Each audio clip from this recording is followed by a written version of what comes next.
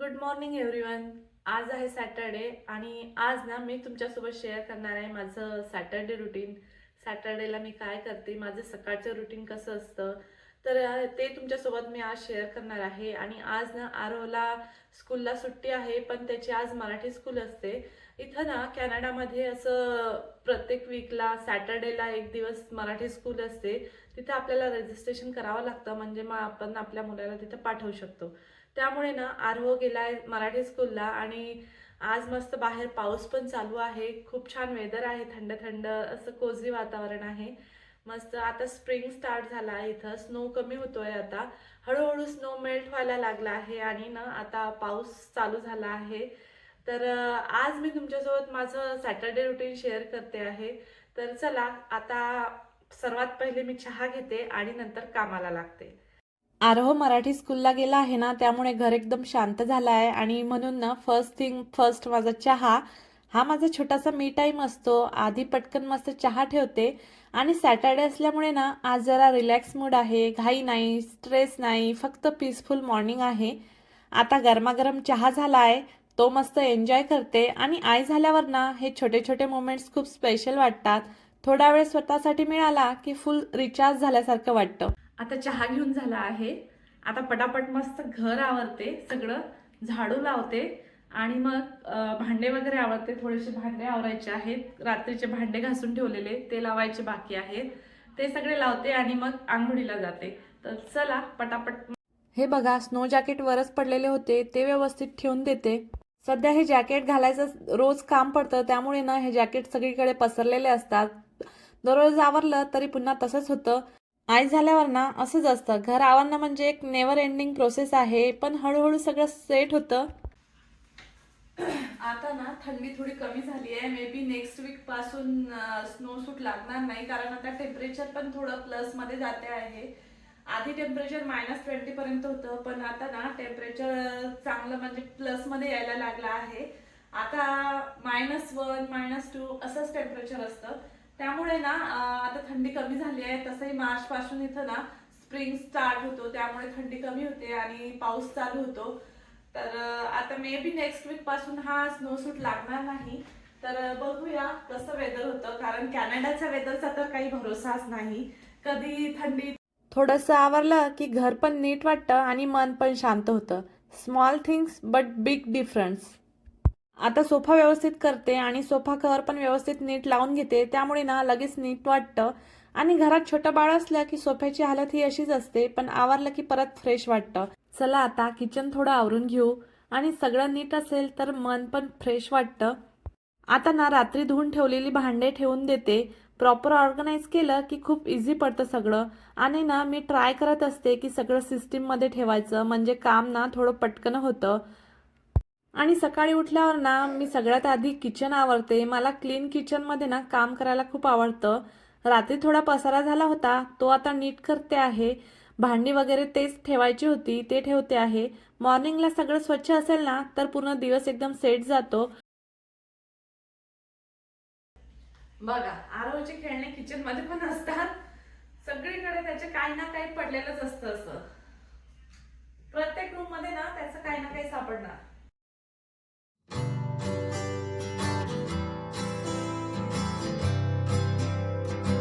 आता ना एकदा गॅस ओटा वगैरे गॅस छान व्यवस्थित पुसून घेते, म्हणजे ना किचन एकदम स्वच्छ होऊन जाईल. आणि हा पार्ट ना मला खूप सॅटिस्फाईंग वाटतो.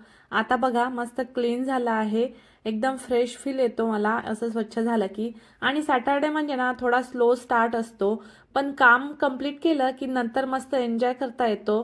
कधी कधी ना असं सिम्पल रुटीन पण खूप पीसफुल वाटतो मला.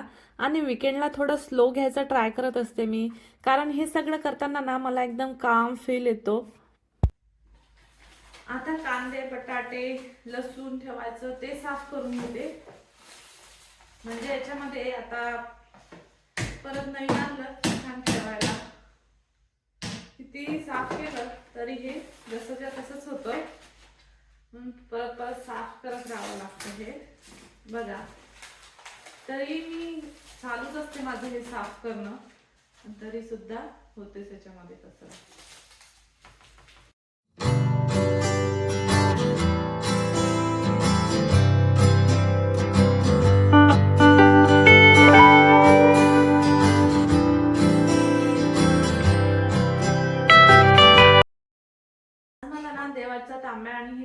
पण घासायची आहे आणि बघा किती खराब झालाय. तर आता मी हे ना, तर इथं सायट्रिक ऍसिड घेतलं आहे मी, याने खूप छान क्लीन होतं. हे आधी थोडंसं घ्यायचं प्लेटमध्ये आणि याच्यामध्ये पाणी घालायचं आणि ना थोडा वेळ तसंच ठेवायचं याला पाण्यामध्ये भिजवून. बघा लगेच साफ होतं हे.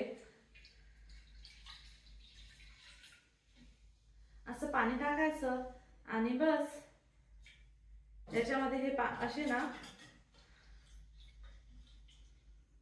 आता ना भांडी घासायला घेते. थोडी भांडी घासायची राहिली होती ती आता कंप्लीट करते. आणि किचन आवरताना ना हे लास्ट स्टेप असतं माझा. इथं कॅनडामध्ये ना सगळे कामं स्वतःच करावे लागतात आणि म्हणून ना असा रुटीन असावा लागतो. आणि इथं ना डिशवॉशर असते प्रत्येक घरामध्ये, पण मला ना काही गोष्टी अशा मॅन्युअलीच करायला आवडतात. भांडे पण मी म्हणून स्वतः हातानेच घासते. आता भांडे घासून झाल्यानंतर ना एकदा सगळ्या घराला झाडू मारून घेते. ही सगळी कामं करायला ना काही वेळ लागत नाही, पण करावी तर लागतातच ना. आणि घर क्लीन झाल्यावर ना खूप छान पण वाटतं. हे काम सगळ्यांच्याच रुटीनमध्ये असतं ना. आता किचन क्लीन झालं, हॉल क्लीन झाला आणि मी वरच्या रूममध्ये येऊन ना आता व्हॅक्यूम मारते आहे. आता विकेंडला ना सगळं नीट करायचं असतं मला, सगळीकडे व्हॅक्यूम मारून घ्यायचं असतं रूममध्ये. तर इथं ना मी बघा ऑफिस रूममध्ये, अभिच्या ऑफिस रूममध्ये आधी व्हॅक्यूम मारला आणि नंतर बेडरूममध्ये व्हॅक्यूम मारते आहे. इथं काय आहे ना कॅनडाला बेडरूममध्ये असे कार्पेट टाकलेले असतात, त्यामुळे ना व्हॅक्यूम मारणं गरजेचं असतं, म्हणून विकेंडला मी हे काम करते. आता ऑलमोस्ट सगळ्या क्लिनिंगची कामं संपत आले आहे. सर्व रूम क्लीन झाला ना की एकदम फ्रेश वाटते. आता बघा पटकन आंघोळ करते आणि नंतर स्वयंपाकाला लागते. तर मी आंघोळ करून आली, कपडे मशीनला लावले आणि आता स्वयंपाकाकडे बघते. तर स्वयंपाक मी इथं भाजी करून घेतली आहे, कुकरला लावते आहे ती आता. आणि साईडला राईस केला आहे. आज थोडी एक्स्ट्रा कामं होती त्यामुळे ना एक ग्रेव्ही भाजी आणि राईस बनवला आहे. आणि आज ना वेदर खूप छान होतं, थंडी नव्हती, त्यामुळे ना गॅलरीमध्ये गेले, थोडा वेळ थांबले, त्यामुळे ना खूप फ्रेश वाटत होतं. आणि म्हटलं चला आरोह पण आला का बघूया, पण आरोह आला नव्हता. नंतर मी घरामध्ये आली आणि थोडं आवरते तर तेवढ्यात आरोह आला. बघा खाली कसा बॅग वगैरे घेऊन येतो आहे, काही सामान आणलं आहे ते काढत आहेत डिक्कीमधून आणि येत आहेत. तर इथं बघा आता आला आहे आरोह. कोणी घेतलं तुला? पे पानी पानी पी पहले.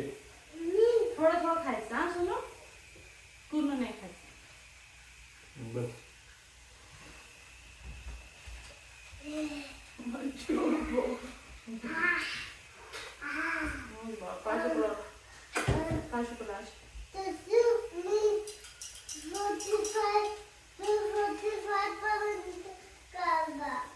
काय काढलं? 45 पर्यंत काढलं. बघू दे मराठीचं नाही. मग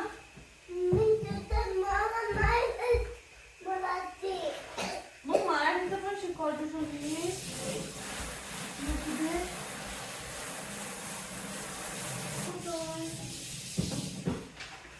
कुठं आहे हॅपी होळीचं काढलं तू?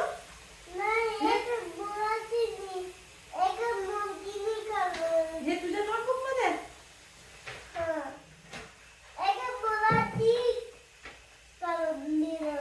बघू दे. कुठं आहे? तू तर काढलेलं पण तू असं कसं मध्येच कुठेही काढतो तू?